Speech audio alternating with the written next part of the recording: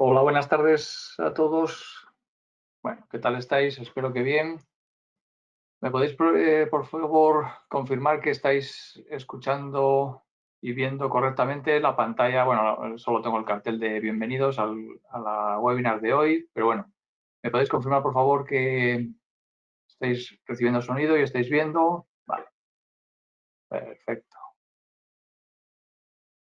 Vale, bueno, pues estamos en la hora ya. Vale, pues buen día, Arturo. Buen día, Agustín y compañía, todos los que estáis ahí al otro lado, bueno, y los que vais a poder ver, Gabriel también, los que vais a poder ver este vídeo grabado, porque ya sabéis que luego el ALDE lo sube a su plataforma y lo sube al canal. Bueno, empezamos.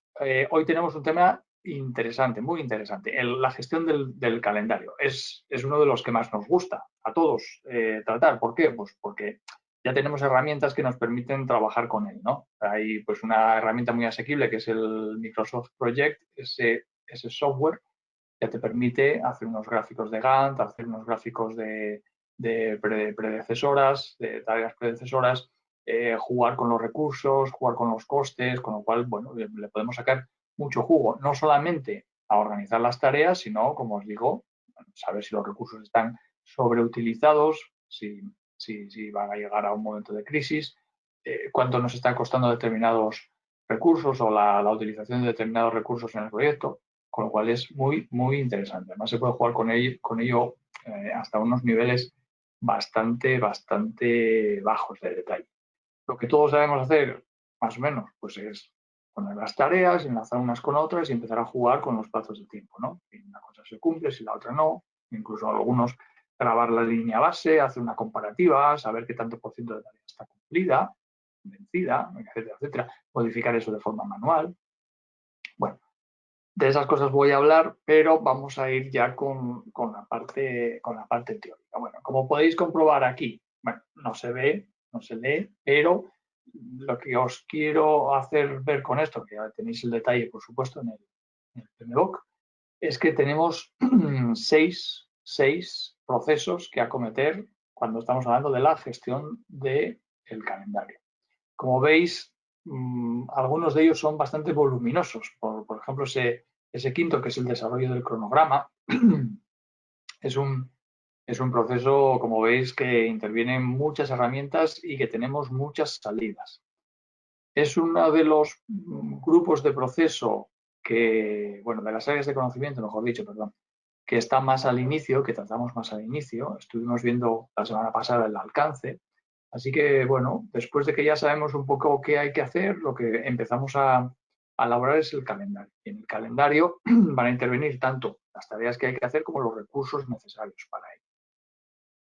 Seguimos estando muy al principio de nuestra planificación, con lo cual el grado de incertidumbre sigue siendo alto, la intervención y los intentos de presionar de los stakeholders siguen siendo altos, que se haga lo primero, que se haga bien, que se pongan ciertos recursos, a ver a quién vas a utilizar, quién va a ser el que programe esta parte, la otra, a ver a quién me vas a poner para realizar las primeras tareas o las tareas involucradas con el área que a ese stakeholder le interesa porque es la suya. Estamos en una fase todavía de mucha incertidumbre, como os decía, y de mucha influencia de los stakeholders. Y estamos, por tanto, en una fase en la que vamos a tirar mucho de reuniones, de juicio de expertos y como hay mucha incertidumbre, pues una forma de despejar la incertidumbre es por similitudes. Esto lo vamos a ver ahora en un ratito.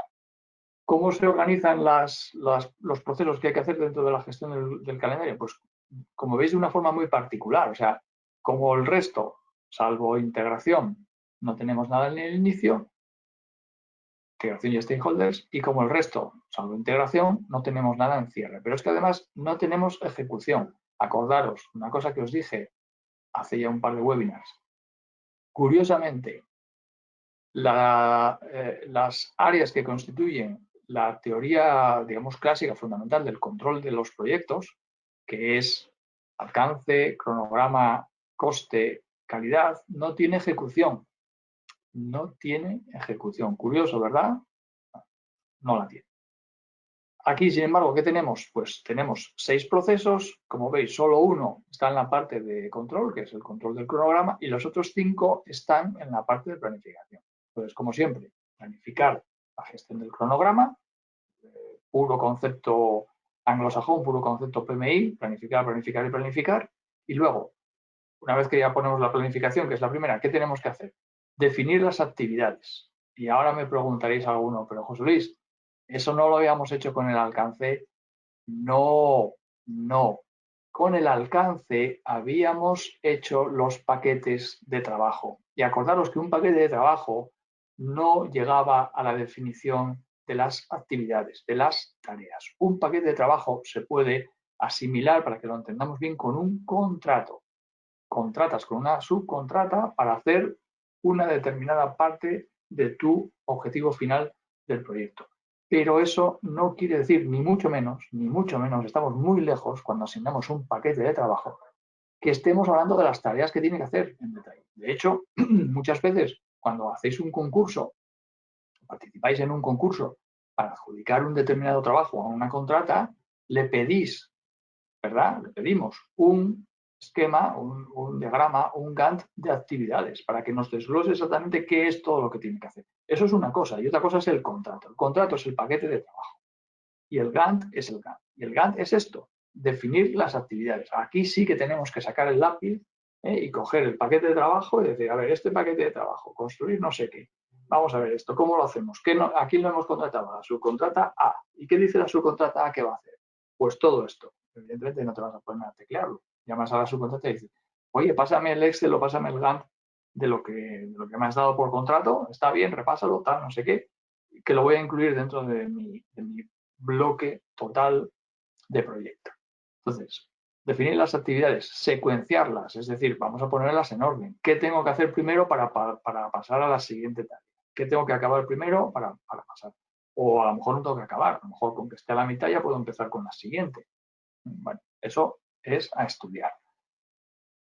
Que es secuenciar las actividades. Estimar la duración de las actividades. Importante. Y de esto es un área importante porque de esto suelen caer ejercicios 1, 2 y desarrollar el cronograma. Desarrollar el cronograma quiere decir que tenemos que pintar nuestro esquema de Gantt, cómo se relacionan unas actividades con otras, cómo se va a desarrollar, cómo se va a establecer, cuánto va a durar nuestro cronograma, cómo van a ir las interrelaciones, qué va primero, qué va después, qué necesito acabar y sobre todo acordaros, fundamental, si podemos establecer hitos. Establecer hitos, aparte de que es muy bueno para nuestro cash flow del proyecto, para nuestra tesorería, y tus jefes te lo van a agradecer muchísimo. Es importante también porque es una forma de asegurar que vamos por el buen camino en el desarrollo del proyecto. Si nos van aceptando trabajos parciales, cuando llegue el momento final de entregar el resultado final, vamos a tener mucho trabajo garantizado, mucha más probabilidad y garantía de que vamos a acabar, finalizar el trabajo bien, en condiciones y cumpliendo los requerimientos y lo pedido en el proyecto. De la otra manera, si esperamos a hacer un entregable final con todo lo que se supone que tenemos que entregar en el proyecto, los riesgos de no acertar, de no tener algo bien, de no haber interpretado algo bien en el proyecto, o los requerimientos del proyecto son muy altos y por tanto podemos llevarnos una muy desagradable sorpresa. Vale.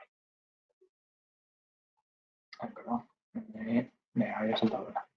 Entonces, definir las actividades. Bueno, quería haceros mucho hincapié en esto. Cuidado, partimos de los paquetes de trabajo de la EDT. No podemos decir que ya lo teníamos hecho. Ahora tenemos que afinar, sacarle punta al lápiz, ir a lo fino, al detalle fino y decir, vamos a ver, me tienes que construir el almacén este.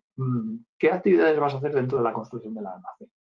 Avisar, pilotar, echar cimentación, poner la estructura, cerrar las cerchas, poner el techo, poner las paredes, los automatismos, la protección contra incendios, etcétera, etcétera, etcétera. Todo eso son grandes hitos. Todavía dentro de cada uno de esos todavía podemos descomponer mucho más. A lo mejor podemos estar hablando de la cimentación norte porque va primero, porque el terreno es más accesible o porque no voy a poder acceder en el futuro si empiezo por la parte sur y voy de norte a sur, porque en el norte, por ejemplo, tengo un límite con el mar, pues tengo que empezar por el norte y bajar hacia el sur. Si empiezo a trabajar en el sur, no tengo terreno para llegar al norte. Bueno, eso puede darse, ¿no? Habrá que analizarlo en cada uno de los casos. Lo que quiero decir es, de estas cosas que os acabo de decir como ejemplo para una construcción de un almacén, aún podéis hilar más fino y seguir descomponiendo tareas de mucho mayor detalle. Bueno, ¿hasta dónde hay que llegar?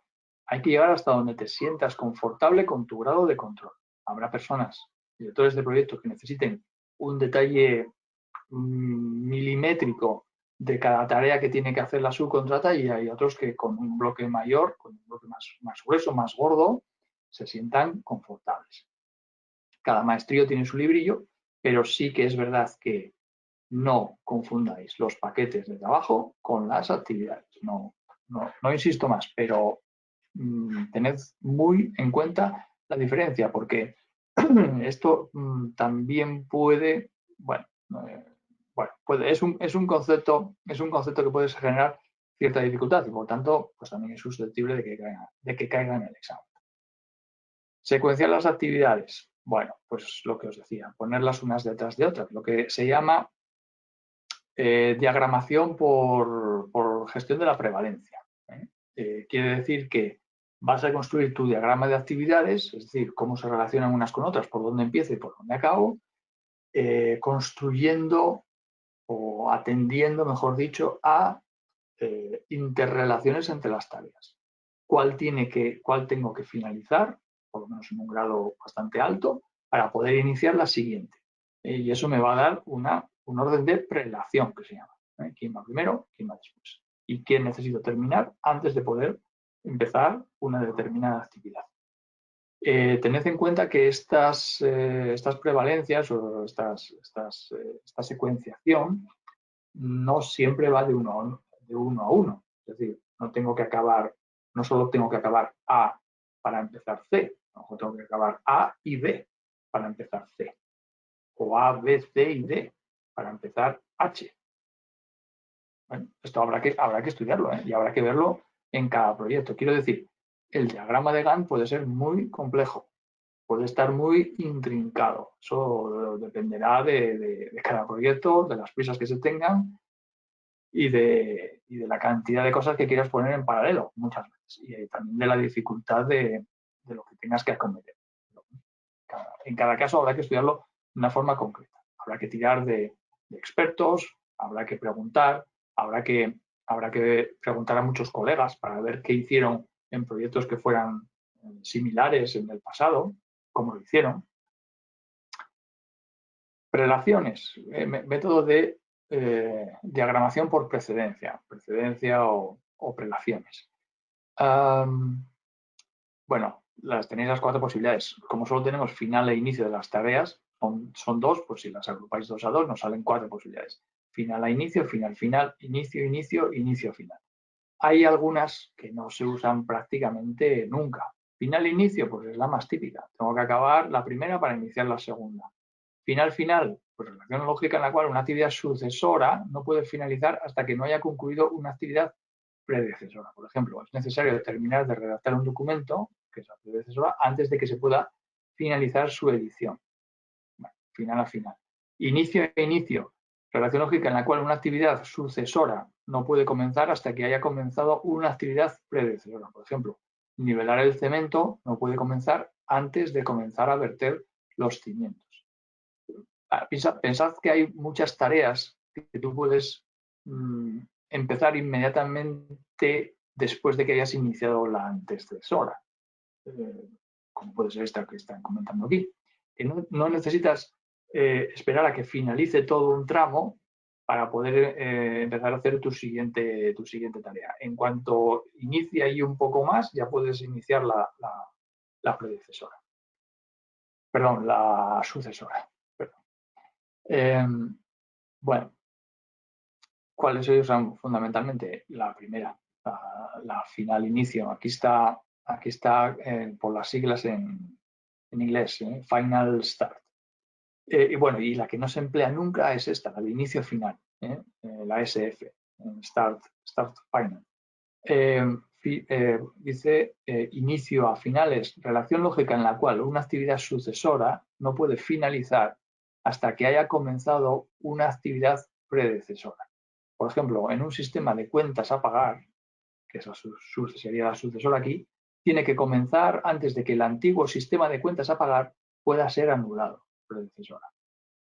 Yo he visto algunos ejemplos distintos a este. La verdad es que ninguno de ellos me acaba de quedar muy claro sobre cómo hacerlo de verdad y cómo tener una idea práctica de cómo es esta de inicio-final. La buena noticia es que yo no la he empleado nunca en la vida y que en el examen no vais a tener, yo no he visto, que haya que aplicar este tipo de precedencia. La precedencia normal siempre es final e inicio. Tengo que acabar la primera, la antecesora, para poder iniciar la sucesora. Y con esto es más que suficiente. Las otras dos pues son casos un poco excepcionales y la cuarta, de verdad, me parece hasta un poco hiperrealista, ¿no? Es exageradamente sacada de quicio. Ya os digo, los ejemplos que incluso yo tampoco es que le encuentre mucha correspondencia con la realidad. Vamos a dejarlo ahí, que sepáis que hay esas cuatro, que sepáis que la que más se utiliza es la final e inicio, que con esa es más que suficiente para arreglaros con todo lo que os podáis encontrar en un examen. Y bueno, ya lo veréis más adelante cómo se aplica. Estimar la duración de las actividades. Bueno, este sí es un tema que suele caer en los exámenes. Vais a ver que cae, bueno, vamos a ver los tipos que hay y luego vamos a ver qué es lo que suele caer. Lo que os suele caer es que os pregunten, por ejemplo, por qué tipo de estimación es esta que está utilizando usted como director de proyecto y os cuenta un caso, ¿no? Pues imaginad, si el año pasado un compañero suyo construyó una autopista de 100 kilómetros y le costó 2.000 millones, una de 150, ¿cuál sería el valor más estimado que podría costar? Pues, si son 150 kilómetros sobre 100 y estoy incrementando un 50% la distancia, pues es muy probable, atinaremos bastante si pensamos que el coste de la autopista se va a incrementar también en un 50%. En ese caso sería una estimación paramétrica. Analógica, ¿cómo sería analógica? Si un compañero tuyo o tu empresa hace 3 meses ha construido un puente de 3 pilares, 4 o 5 vanos, que cubre una distancia de 60 metros y tú tienes que hacer uno de 62 con los mismos 3 pilares, pues ¿qué te va a costar? Más o menos lo mismo, analogía. Estimaciones ascendentes. Estas estimaciones se consiguen agrupando costes o otras estimaciones más pequeñas. Se llama ascendente porque va de abajo a arriba, es decir, conozco las cosas de más detalle y con las cosas de más detalle puedo ir agrupando y puedo ir construyendo una estimación global de lo que me va a costar todo lo que tengo que hacer en un determinado proyecto. Y las basadas en tres valores, optimista, pesimista, realista, os lo voy a contar ahora con un poco más de detalle, esto suele caer mucho en los exámenes y suele caer como un ejercicio numérico, porque aquí tenemos que hacer algún tipo de operación. Los tipos de estimaciones, que os las sepáis y que sepáis un poco en qué consisten. Muy sencillo. Análogas, las que son prácticamente parecidas, paramétricas, las que se basan en un parámetro que puedes fácilmente multiplicar o dividir para conseguir tu alcance o una característica importante de tu alcance. Las ascendentes, de abajo a arriba, agrupando diversos costes, puedo construir el coste total de mi proyecto, y las que son basadas en 3 valores, pues vamos a ver a continuación. Para construir una estimación o una simulación basada en 3 valores, tenemos 2 tipos de, voy a decir aproximación, 2 tipos de cálculo, vamos a dejarlo así. En función de 2 distribuciones estadísticas. Una que es la distribución triangular y otra que es la distribución beta. ¿Diferencias entre ellas? Ahí la veis. El valor esperado se construye en el primer caso, en la triangular, sumando los 3 valores optimista, medio o esperado, normal y pesimista, y dividido entre 3. Y en el segundo caso, en la distribución beta, el valor optimista se suma a 4 veces el valor esperado, la media, el valor medio, el valor esperado, más una vez el valor pesimista y se divide entre 6. La diferencia entre ellas es que hay una ponderación, es decir, al valor esperado, al valor medio, al valor esperado, entre, pues, por ejemplo, los que estamos buscando duración de actividades, pues si te dicen que estadísticamente en tu empresa la duración media por estadística de una determinada tarea de los últimos años es 10 días, pues ese valor esperado, ese valor medio, ese valor que se está consiguiendo más veces, tiene más ponderación, tiene más valor, tiene más peso a la hora de efectuar nuestro cálculo que el valor más optimista y el valor más pesimista, que son más extremos y se producen menos veces. Por tanto, al valor medio esperado le das un peso de 4 unidades, al valor optimista y al valor pesimista le das un peso de 1. Por tanto, 1 más 4 más 1 son 6 y por eso dividimos entre 6, porque es una media ponderada. Mientras que en el primer caso hacemos una media lineal. Cada valor que tenemos le damos el mismo peso y al final, pues a pachas y dividimos entre 3. ¿De acuerdo? Esa es la diferencia. Esto suele caer. Esto suele caer. Hay algún ejercicio que te dice pues, el valor optimista de la duración estimada de una cierta tarea o del peso de una determinada muestra o de la longitud de una determinada muestra. Entonces, ¿cuál es el valor? El valor que podemos estimar para esa cualidad basado en una distribución triangular o en una distribución beta. Te dan los datos, tienes que hacer los cálculos. Muy sencillo, pero hay que tenerlo en cuenta, hay que tenerlo claro. Esto no está en el PMBOK. Esto no está en el PMBOK. ¿Vale? Esto es la forma que tiene una distribución beta.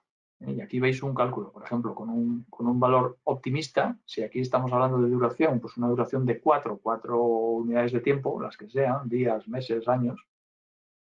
¿Cómo se decía? Un valor optimista de 4, un valor pesimista de 16 y un valor más probable de 7. ¿Cómo se consigue hacer una estimación basada en una distribución beta? Pues valor optimista 4 más 4 veces el valor más probable, el valor medio 7, 4 por 7 28 y 4 32, más el valor pesimista 32 y 16, 48. Entre 6, pues a 8, ¿no? Duración estimada esperada 8 días. Fijaros que el valor resultado está mucho más cerca del valor medio que cualquier otro de los valores que nos dieron. Por ejemplo, tendríamos 4 de distancia respecto al valor optimista, 8 de distancia respecto al valor pesimista y 1 solo de desviación respecto al valor medio que teníamos de nuestra serie estadística. ¿Vale? Con lo cual, bueno, pues esa ponderación nos da un valor que podemos suponer que va a ser mucho más acertado que si a estos valores de 4, 7 y 16 le hubiéramos dado el mismo peso. 4 y 7, 11 y 16, 27, 27 entre 3, 9. Pues estaríamos un poco más alejados. Un poquito más alejados del valor medio, un poco más alejados del 8 también. Un poquito más. Vale, acordaros, esto cae. Lo anterior, las estimaciones por distribución triangular y distribución beta caen. Otra cosa que cae bastante, esta es como pregunta situacional o pregunta de conocimiento. Para desarrollar el cronograma, es decir, para ir estirando nuestro cronograma y para ir haciendo nuestro diseño, hay 2 técnicas, 2 herramientas que son muy importantes. Una de ellas es la técnica What If, es decir, analizar qué le pasaría a mi cronograma si se retrasa el suministro de no sé qué, si resulta que este año viene una época de lluvias enormes y resulta que en vez de no poder trabajar 2 meses no puedo trabajar 4. ¿Qué pasa si debido a las lluvias torrenciales el cauce del río se desborda y resulta que estoy intentando construir una presa? Bien, ese tipo de cosas, el what if, las técnicas what if, es bueno, una técnica de autopregunta y autoplanteamiento entre el director de proyecto o el director de proyecto y sus expertos de, oye, ¿cómo me afecta a mi cronograma el que sucedan ciertas cosas? Y eso está muy interrelacionado con algo que vamos a ver mucho más adelante, que es la gestión de riesgos. Una vez que tú identificas una serie de riesgos que pueden impactar sobre tu proyecto, esos riesgos hay que traérselos al cronograma y decir, bueno, y ahora con mi lista de riesgos, ¿qué pasa si se va materializando cada uno de estos que tengo identificados? ¿Qué pasa si va sucediendo todo esto? ¿Cómo queda mi cronograma? Y ante esa situación, pues tomaremos, ante esos escenarios tomaremos ciertas decisiones, ¿no? Y ciertas actuaciones. Y planificaciones también de gestión de riesgos. Pero está muy relacionado con el cronograma. Y luego, también para desarrollar el cronograma deberíamos plantearnos ciertas simulaciones. Y eso lo conseguimos con determinadas herramientas de tipo software que te van diciendo cómo se va comportando el cronograma en función de que se materialicen ciertas circunstancias que tú vas introduciendo a la simulación. Y el más conocido y que suele caer es el Monte Carlo. Y lo que hay que tener claro es que Monte Carlo, pues aparte de ser el casino y todas estas cosas estupendas, es una técnica de simulación de desarrollo del cronograma que pretende responder a preguntas que plantean la materialización de ciertas circunstancias sobre el proyecto. ¿Vale? Es decir, tengo mi planificación, pero si pasa esto, ¿qué sucedería? ¿Cómo hago la simulación? Con la técnica Monte Carlo. Es bueno, un nombre que gusta mucho, esto sí está en el PMBOK, un nombre que gusta mucho y hay que acordarse de él, ¿de acuerdo? Porque es una técnica de simulación que, bueno, que les gusta mucho preguntar sobre ella y no especialmente, obviamente no hay que saber manejarlo, no hay que saber qué tripas lleva dentro, es una técnica de simulación más bien estadística, pero lo que sí hay que saber es que existe, para qué se emplea y bueno, qué es lo que hace, ¿no? ¿Qué influye? Sobre todo, pues saber qué influye en el desarrollo del cronograma. Bien, más cositas que tenemos por aquí. La gestión del calendario, desarrollo del cronograma, hemos hablado de ello. Fijaros la cantidad de documentos que entran a formar parte como entradas para este proceso de desarrollo del cronograma. Fijaros las técnicas de análisis, que tenemos análisis de escenarios, los what if, las técnicas de simulación, adelantos y retrasos, compresión, técnicas de compresión del cronograma, es decir, desarrollos, se llama técnicas de compresión o técnicas de estrés sobre el cronograma. Se trata de que cuando estamos al fin, sobre todo cuando estamos al final del proyecto, vemos que el tiempo se nos echa encima, que ya no tenemos, pues, nos hemos ido comiendo los colchones, los márgenes, etcétera, y estamos apretados para llegar al final.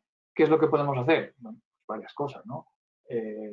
Paralelizar, estresar, meter recursos, hacer planificaciones ágiles, pasar de un planteamiento, digamos, tradicional, incremental, a un planteamiento ágil, iterativo y mucho más rápido.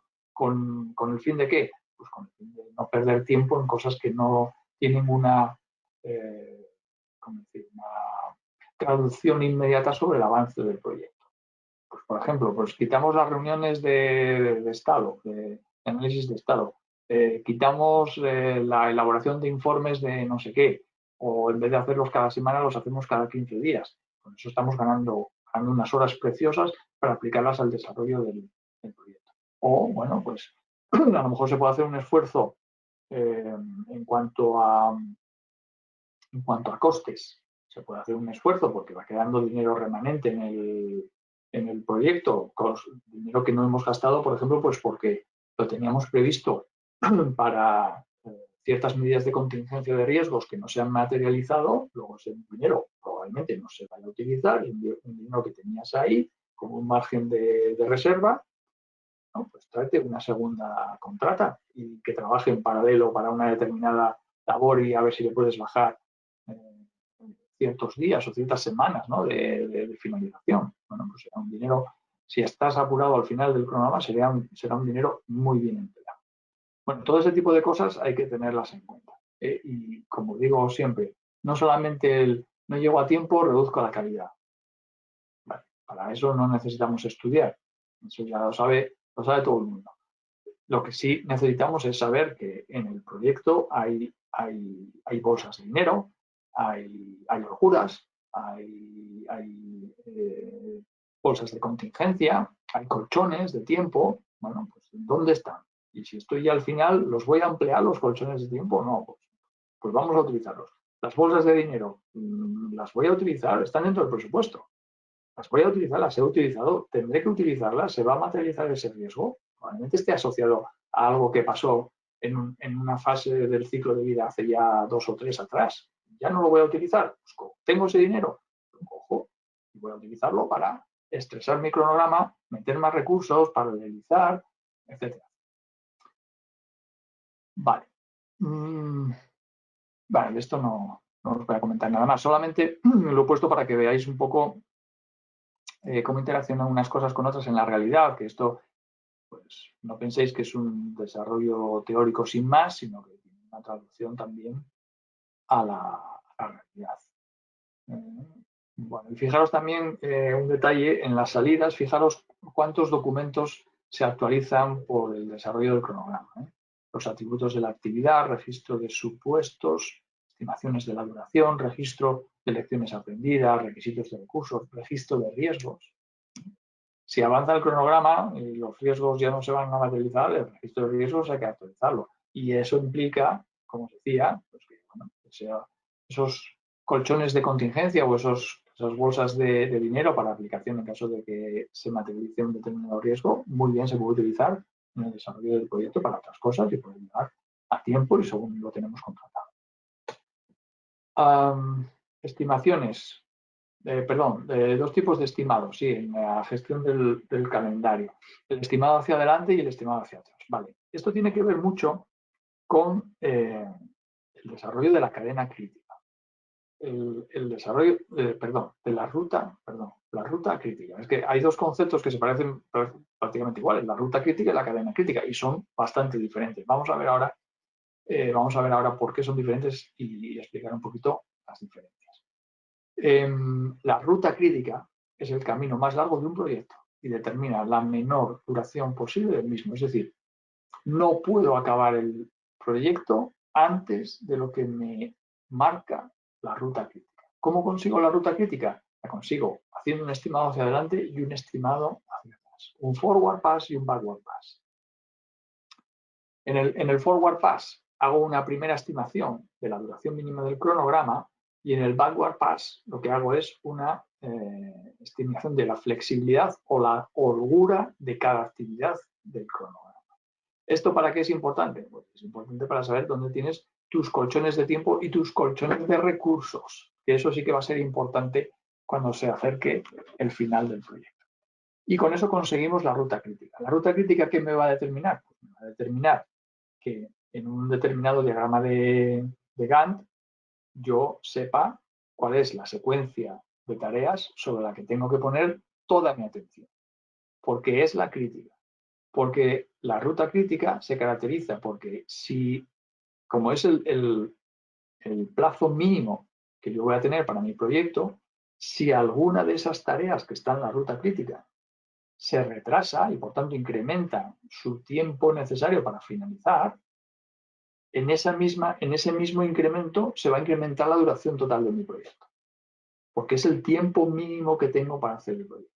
Y si en una tarea que pensaba que iba a tardar 10, resulta que tardó 12, el tiempo total de desarrollo de mi proyecto muy probablemente se haya incrementado en 2, si no más, porque alguna otra cosa pase o alguna otra ruta pueda pasar a ser crítica. Habría que volver a hacer un análisis, pero por lo menos podemos estar seguros de que 2 días más se va a incrementar.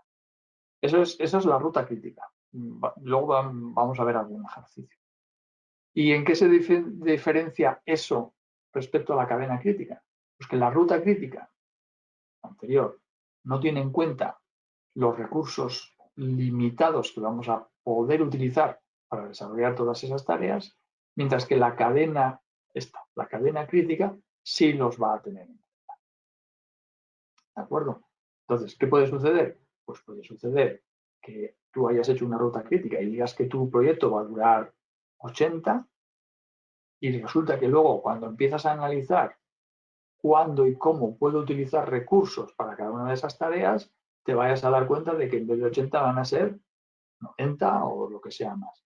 Situación típica, empresas pequeñas que tienen poco personal o que hay tareas que necesitan que las desarrolle personal muy especializado, pues resulta que tenga programada una operación o se case o tenga un niño.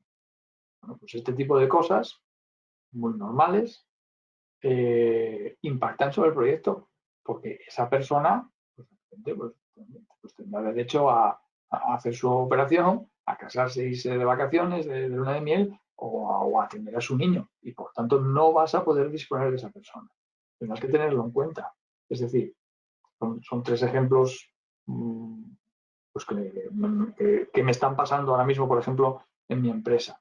Pero que hay que tenerlos en cuenta porque si no planificas eso, si no tienes un reemplazo o si no tienes un plan B para esa persona que es muy específica en una determinada tarea, tendrás que tener en cuenta que esa tarea se va a retrasar.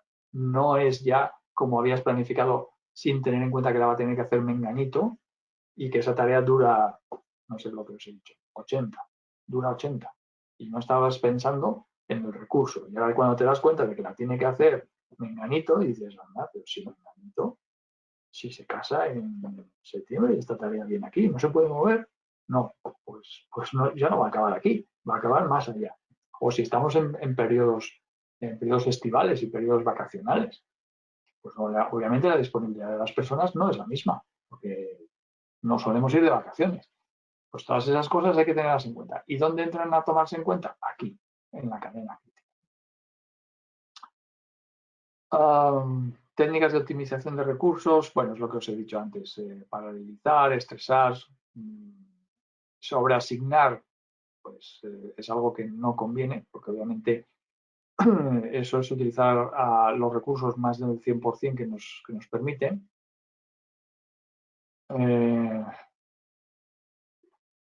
El recurso ha sido asignado a dos o más actividades en la misma fecha periodo. Bueno, obviamente, si tienes un recurso asignado a dos o más actividades en la misma fecha periodo, pues obviamente solamente lo vas a utilizar para uno de ellos. Y es, bueno, es lo que se llama nivelación de recursos. Es decir, esto, por ejemplo, te lo da el Microsoft Project. Si tú asignas recursos a las tareas, el Microsoft Project te da un diagrama de asignación de recursos y un diagrama de nivelación de recursos. Y te va a decir si un recurso está sobreutilizado, sobreasignado, sobrecargado en un determinado periodo de tiempo. Bueno, obviamente es un punto sobre el que tienes que poner atención, ¿no? Y tienes que tener un plan B, un plan de nivelación y de no procurar no, bueno, procurar no, conseguir, procurar no tiene sentido, conseguir no utilizar esos recursos más allá de lo que son capaces, del 100%. Si una persona trabaja 8 horas, pues son 8 horas, no 16. Aquí otro ves compresión del cronograma, intensificación o crashing, cortar la duración del cronograma con el menor incremento de coste mediante la aportación de recursos. Obviamente, si una tarea está planificada que te va a costar realizarse 40 horas con una persona, una semana de trabajo, pues quizás puedas reducirla a 20 horas si pones dos personas a trabajar en paralelo. Quizás, o quizás no. Hay que analizarlo, depende de la tarea. Hay cosas que no puede, por muchas personas que pongas a trabajar encima, como decía hace poco un compañero, un embarazo son 9 meses. O sea, ni aunque si pongo dos mujeres, no son 4 y medio, siguen siendo 9 meses. Entonces, hay cosas que no tienen división, ¿no? Porque doble los recursos, no voy a cortar el plazo. Tendré dos niños, pero no voy a tener el niño en la mitad del plazo. Vale, seguimos. Es que no siempre resulta una alternativa viable y puede ocasionar un incremento del riesgo y o del costo, obviamente. Obviamente. ¿Podemos incrementar los riesgos? ¿Por qué? Pues porque haya pérdida de información, porque haya cierto estrés, cierta competencia y el coste, pues obviamente, si estamos hablando de los recursos, eso tiene un coste. Y gratis todavía no hay nada. Por el aire y no lo sé. Y no estoy muy seguro. fast tracking, ejecución rápida, actividades o fases que normalmente se realizan en secuencia se llevan a cabo en paralelo. Paralelizamos y lo que duraba 100, pues puede pasar a durar mucho menos. No voy a decir una cifra, pero mucho menos. Tampoco puedes paralelizar hasta el infinito, porque eso consume una cantidad de recursos enormes que probablemente no hayas tenido previstos inicialmente. Bueno, no es un problema si tienes dinero, porque las bolsas de reservas que no hayas utilizado durante el proyecto las utilices para meter más recursos en paralelo. Pero insisto, no siempre es posible meter recursos en paralelo. Pues a lo mejor para desarrollar una autopista o para asfaltar una autopista, pues a lo mejor si haces tramos, tienes que asfaltar 10 kilómetros, pues puedes hacer tramos de 100 metros y meter 10 contratas. Bueno, pues probablemente lo pueden hacer, pero no siempre se puede hacer. Y siempre hay un aumento de riesgo, porque por desincronización, por pérdida de sinergias, por falta de información, etc. La gestión de la línea base del cronograma. Acordaros, una de las líneas fundamentales es la línea base del cronograma, las principales del proyecto. La línea base no es ni más ni menos que el proyecto o el calendario del proyecto tal cual lo hemos planificado. Eso se guarda, se graba y esa es tu línea base. ¿Y de qué va a servir? De referencia. De referencia y de poder comparar con lo que vaya desarrollándose, con cómo vaya desarrollándose el proyecto y saber si estás adelantado o atrasado respecto a lo planificado. Hay otras técnicas que vamos a ver más adelante, en el capítulo siguiente, que es el capítulo de costes.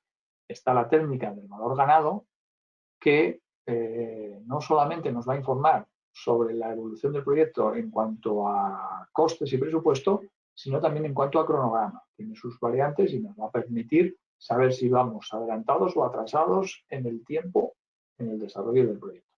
Pero esto lo vamos a ver la semana que viene. Nada que contar. Línea base del cronograma, una de las líneas base principales del proyecto, comparar qué es lo que va sucediendo o no. Vale, estos son los nódulos AON, AON que se llama, AON. Como veis, tiene 6 informaciones. B, que es el nombre de la tarea. Bueno, habría que ir a un diccionario y ver qué es la tarea B. 2 quiere decir que dura 2 unidades de tiempo, lo que sea. Y luego, como veis, en las esquinas tenemos esquina superior izquierda, early start, fecha más temprana de comienzo de la actividad. Superior derecha, early finish, fecha más temprana de finalización de esta actividad. Inferior izquierda, late start, fecha más tardía de comienzo de la actividad. Y el late finish, fecha más tardía de finalización de la actividad. Bueno, ¿esto todo para qué sirve? Pues sirve para lo que os decía, el forward pass y el backward pass. El backward pass, que es pasar por el cronograma hacia adelante, pasar por el cronograma hacia detrás y determinar la ruta crítica de mi secuenciación de actividades. Bueno, esto es interesante. Esto cae siempre. Siempre hay 2, 3, 4 ejercicios de estas cosas en el examen. Vamos a ver un par de ellos. ¿Qué hora es? Si lo veo. Bueno, tenemos tiempo. Vale, pero quedaros con esta estructura. Esta es la estructura de organización que vais a utilizar y vais a ver cómo lo vamos a utilizar. Bueno, este es un ejemplo muy sencillo, demasiado sencillo, no lo vamos a ver. Paso. Siguiente. Vale, control del cronograma, este ya os lo he contado. El propósito principal es detectar desviaciones, como siempre. Trazamos una ruta, la controlo. ¿Qué es lo que hago con controlarlo? Saber dónde estoy y comparar con lo que había planificado, con la línea base del cronograma. Y entonces, en función de la desviación que haya o no, aplicar medidas correctivas o no. Y lo que os pongo ahí, se utilizan 2 métricas. El valor ganado, para medir objetivamente el desempeño del cronograma, y luego las SPI y las SV, esto lo vamos a ver la semana que viene. El EVM es el Earth Value Management, gestión del valor ganado. Nos permite saber cómo se está comportando el proyecto, tanto en cuanto a presupuesto como a cronograma, pero lo vamos a ver la semana que viene. Este ejercicio Vale, echadle un vistazo rápido. Lo voy a hacer ahora con vosotros. Se puede hacer en Excel, ya veréis que es relativamente sencillo. Fijaros, enunciado, pregunta 3. Bueno, cronograma. Dadas las siguientes tareas de un proyecto de construcción o de cualquier otra cosa, de un aeropuerto para drones, diga cuál es la duración del proyecto, cuál es la ruta crítica y cuál es la holgura de cada actividad. Y os dicen ahí en una tabla, nombre de actividad, la actividad que es, duración, predecesora. No perdáis tiempo en qué es la actividad. Cogéis A, 12, B, 9, C, 10 y me precede la 1, bueno, que es la A. Esto lleva a confusión. Perdón, eso tendría que ser la A, no la 1. Y la 2 es la B y la 3 es la C, etc. Pero bueno, he copiado el enunciado y la verdad es que no me he dado cuenta de esto. Pero bueno, 1, 2, 3, 4, 5. 5 es la C, la E, 7 la G, 8 la H, la 6 es la F, 9 y 10 pues será 1, 2, 3, 4, 5, 6, 7, 8, 9 y 10. 9 y 10 y J. Vale. ¿Qué tenemos? Tenemos actividades, tenemos duración y tenemos predecesoras, con lo cual podemos construir el diagrama. El diagrama por lo menos lo podemos construir. Entonces, vamos a ver si lo tengo por aquí.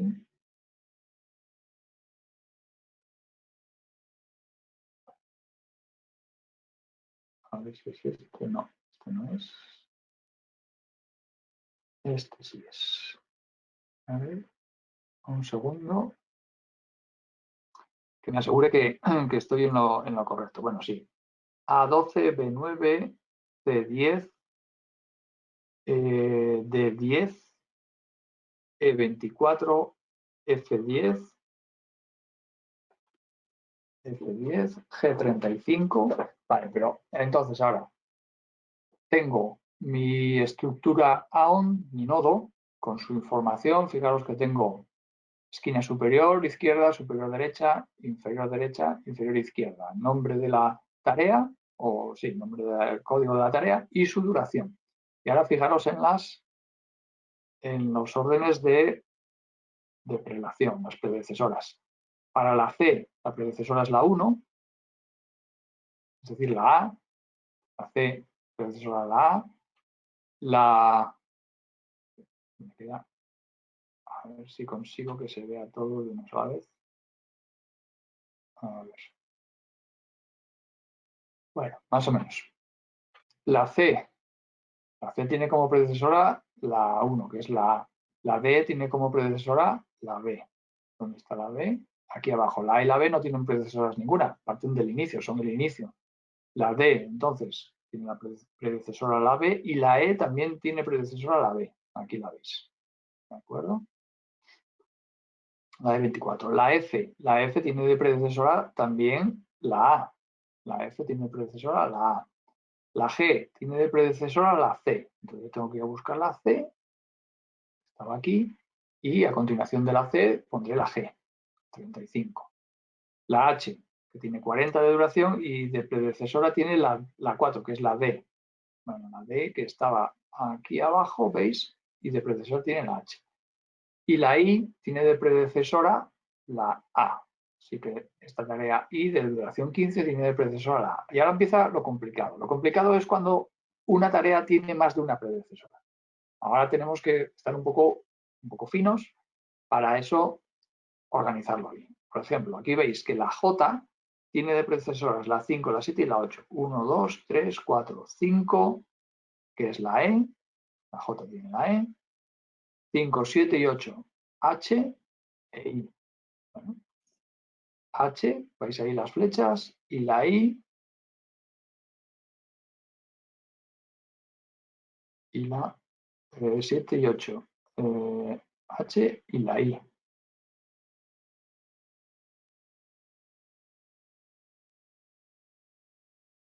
Bueno, pues esta ya está mal. Esta flecha, ¿veis? Tiene que venir aquí. Pero tengo ahí tres predecesoras. La J tiene tres predecesoras, 5, 7 y 8. 1, 2, 3, 4, 5. La E, la G y la H. Entonces la que tenía por aquí no es. La E, la G y la H. Esto lo he dicho bien. 5, 7 y 8. 3, 5. Es la E, la G y la H, perdón. ¿Está correcto? La E, la G y la H. Está bien, me he equivocado. Y la última, la K, tiene de predecesoras la 6, la 9 y la 10. 3, 4, 5, 6, que es la F. La F. Correcto. La F. Y la 9 y la 10. Estas 6, 7, 8, 9 y 10. La I y la J. La I, la F, la I y la J. Vale, pues el diagrama está bien construido. Ahora vamos a ver, con estas duraciones vamos a hacer el forward pass y el backward pass. Entonces, en el forward pass, empezamos por el inicio. Ya tenemos el esquema. Empezamos por el inicio. ¿Cuál es el early start de esa tarea? La A, 0. Cogemos el 0 y nos lo tenemos aquí, 0. ¿Cuál es el early finish? 0 más 12 de duración, 12. Y para la B, lo mismo. Early start, 0. Y el early finish, 0 más 9, 9. Bien. Ya tenemos la parte superior completa. Seguimos avanzando. De cuando acabe la A, podré empezar la I, la F y la C. Por tanto, aquí el early finish, si la A la acabo en 12, el early finish es 12 también. 12 y 12. Y el late finish early finish de cada una de estas tareas, pues sumarle su duración al inicio. 12 más 15, 27. 12 más 10, 22. 12 más 10, 22. Estas dos, la D y la E, que tienen de predecesor a la 9, pues se quedan del inicio cuando acaba B. Y ahora le sumo, para conseguir el final, le sumo la duración. 24 más 9, 33. 10 más 9, 19. Bien. Seguimos por aquí abajo.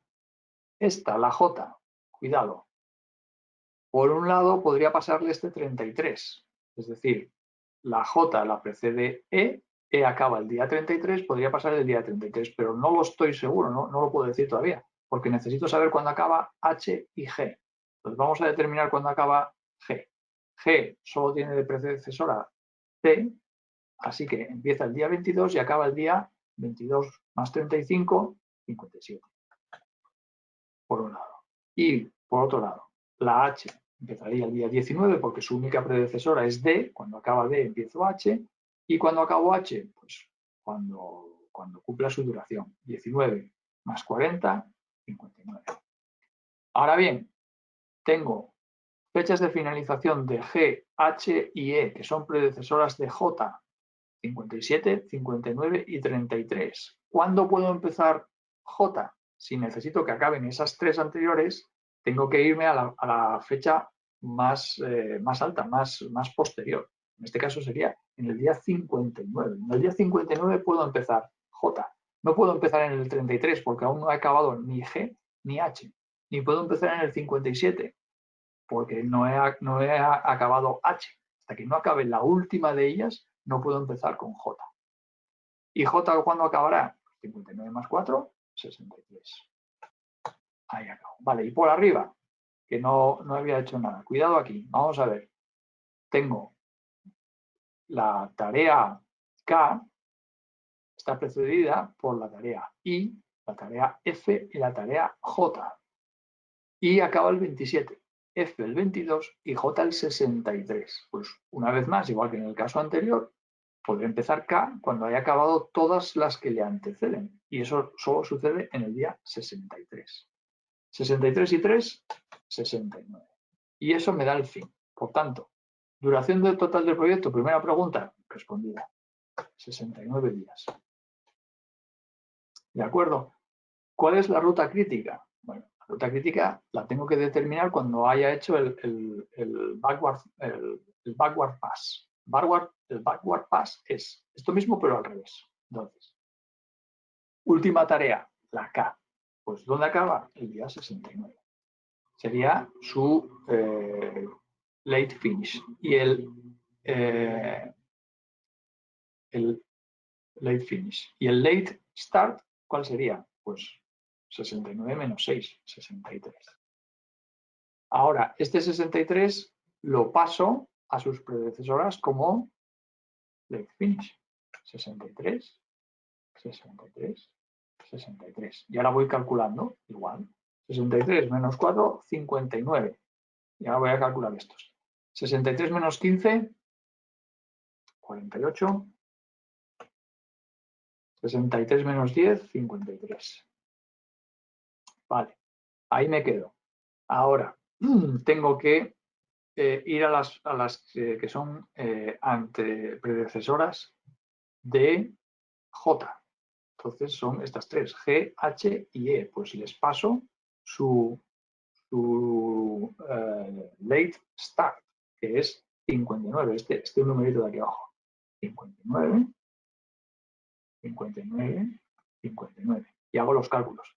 59 menos 35, 24. 59 menos 40, 19. 59 menos 24, 35. Bien. Vale. Con A todavía no puedo ir porque no tengo C completo, ni tengo D completo. Por cierto, ¿me podéis confirmar que estáis viendo el Excel, por favor? No voy a ser que esté contando todo esto y no estéis viendo el Excel. Supongo que sí, ¿no? Que lo estáis viendo.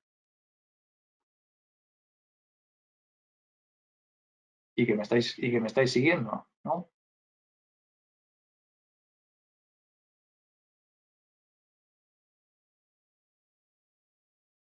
¿Todo ok? Vale, muchas gracias. Vale, entonces, Rafael, ahora te respondo, Rafael, un segundo, ¿vale? Déjame acabar el ejercicio. Vale, entonces, decía que a y B no puedo llegar porque me quedan todavía por cubrir el backward pass de la C y de la D. Bueno, C solo tiene de sucesora G, así que hacia atrás me viene este 24. 24 menos 10, 14. Y con H pasa lo mismo. La H solo es sucesora de D, así que le pasa el 19 a D y 19 menos 10 son 9.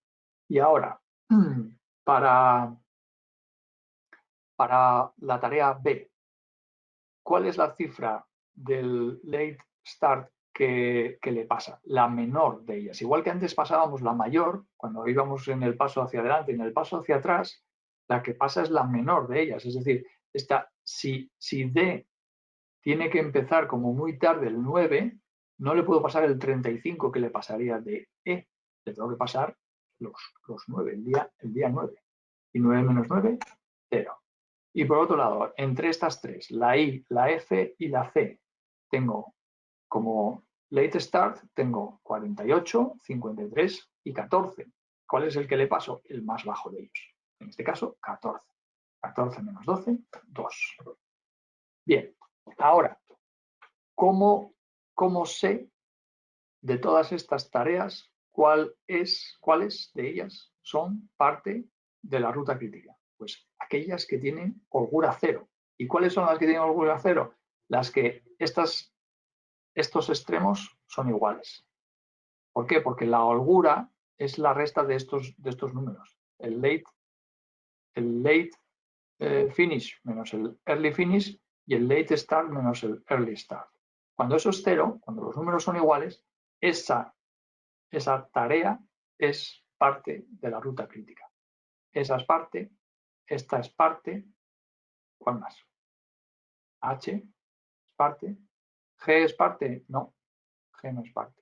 D, sí, parte de la ruta crítica. E, no. B, sí. Entonces, la ruta crítica, bueno, fijaros, la teníamos aquí, se me ha olvidado borrar. Es O de origen, B, D de dedo, H, J, K, fin. Este se me había olvidado borrarlo de aquí. Bueno, qué tontería. lo dejamos. Esa es la ruta crítica y ya habéis visto el porqué. Y ahora, las holguras de cada actividad. Bueno, pues las holguras de B, D, H, J y K son la misma y son 0. La holgura de B es igual a la holgura de D, igual a la holgura de H, igual a la holgura de J, holgura de D, igual a la holgura de H, es igual a la holgura de J y es igual a la holgura de K y es 0, porque son parte de la ruta crítica. Ahora bien, el resto que me queda, la holgura de A, perdón, la holgura de A, ¿cuánto es? 2. 2 menos 0, 2. 14 menos 12, 2. ¿Cuál es la holgura de I? La holgura de I son 48 menos 10, menos 12, 36. La holgura de F, pues 53 menos 12, 41. La holgura de C, pues 2 también. La holgura de C. La holgura de E, pues 35 menos 9, 26. La holgura de G son 2. Y ya está. Y ya no tengo más holguras. ¿Vale? Pues ese es el ejercicio. Ese es el ejercicio. No sé lo que hemos tardado en hacerlo. 5 minutos, 8 minutos y explicando. ¿Vale? Bueno, hay que hacerlo un poco más rápido, hay que coger un poco más de soltura para hacerlo en el examen, la cogeréis. Lo que quiero que veáis es un poco la mecánica. 0, lo paso, le sumo la duración, paso la que está en la esquina superior, la paso a las siguientes, etc. Esto no hay más que practicar. Tenía un ejercicio más planteado para, bueno, aquí veis las soluciones, 69 días, OBDHJK y las holguras. BDHJK F. No, F no, F es fin. BDHJK, se me ha colado la F porque pensaba que era una tarea aquí. BDHJK tienen holgura 0 porque están en la ruta crítica. Y el resto, pues los valores que salen de hacer estas restas. Tienen que ser los mismos, ¿no? Obviamente.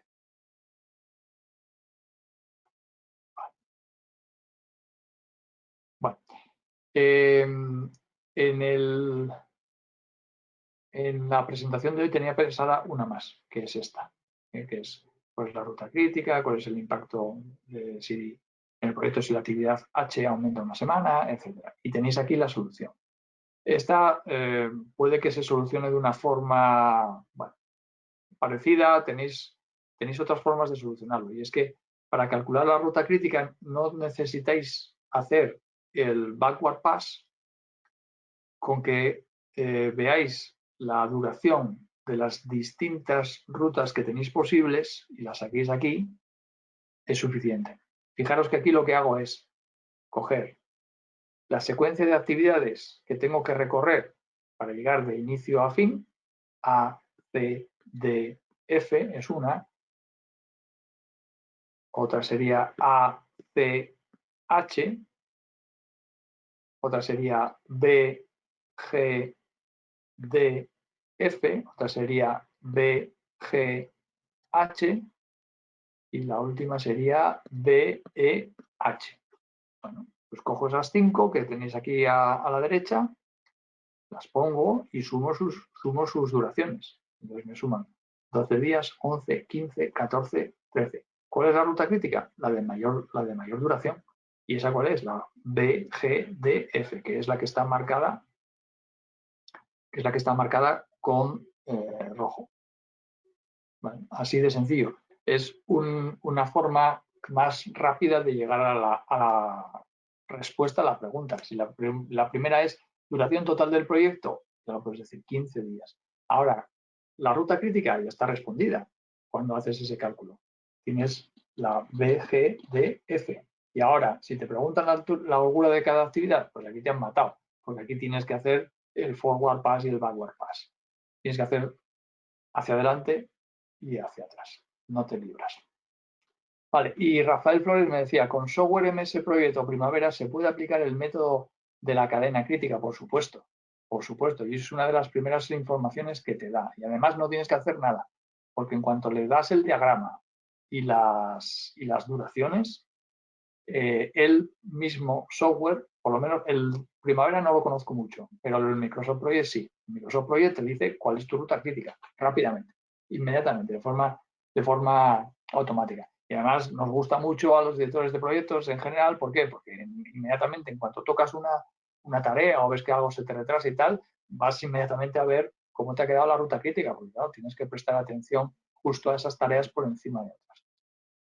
Bueno, lo fundamental de hoy, sobre todo esta parte final, estos ejercicios caen siempre, estos de la diagramación, de establecer la cadena crítica, de calcular holguras y tal, esto cae siempre. Entonces, esto hay que hacerlo, hay que tenerlo, hay que ser ágil, ¿no? Porque ya veis que se puede consumir un poco de tiempo en hacerlo. No demasiado, porque yo me he ido explicando y vosotros obviamente no vais a tener que explicar a nadie, pues los vais a hacer mucho más rápido.